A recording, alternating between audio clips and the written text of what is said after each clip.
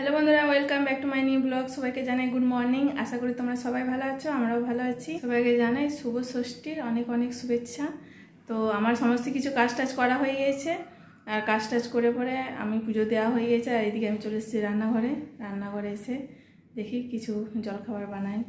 আর সে করার জন্য আমি এই চালগুলো গুঁড়ো করে নিচ্ছি। আর এগুলো হচ্ছে আতপ চাল। আমি এগুলো হালকা একটু ভিজিয়ে রেখেছিলাম, তারপর এগুলো শুকিয়ে নিয়েছি, তো খুব তাড়াতাড়ি গুঁড়ো হয়ে যাচ্ছে। এইগুলোতে আরসে করব।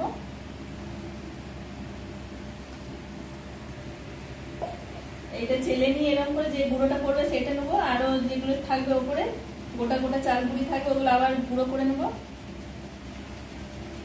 তাইলে আমি এগুলো সব চালটা গুঁড়ো করে নিই।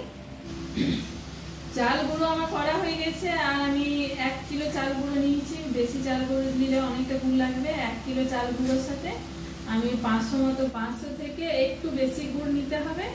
আর আমি গুড়টাকে প্রথমে গলিয়ে নিয়েছি, গলিয়ে পরে চাল গুঁড়োটা দিয়ে দিয়েছি। আর এই যে চাল গুঁড়োটাকে আমি আটার মতন করে ছেনে নিয়েছি, যাতে না নরম হয়, পুরো আটার মতন যেন একটু শক্ত মতো ছানা হয়। আমি ছেনে নিয়েছি এই শক্ত মতন করে।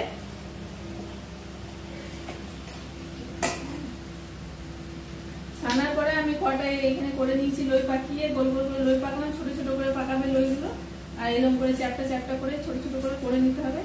এবার আমি কড়াইয়ে বসিয়েছি, কড়াইয়ে এখনো তেল দিইনি। কড়াইয়ে আমি তেল দিয়ে আর এগুলো ছাকবো। তেলটা গরম হয়ে গেছে। আর এদিকে আমি থালার মধ্যে সব উঠিয়ে নিয়েছি। আমি একটা একটা করে সব ছেড়ে দেবো।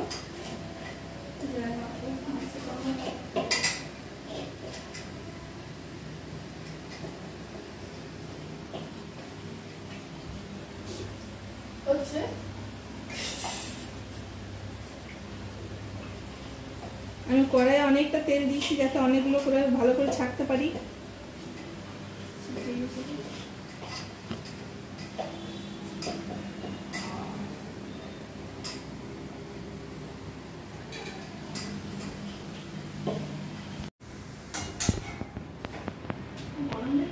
আরসে করা আমার কমপ্লিট হয়ে গেছে। দেখো কি সুন্দর হয়েছে, পুরো মুচমুচে।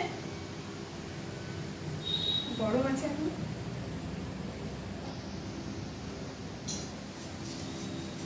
এখনো কটা আছে, এগুলো করে নিই।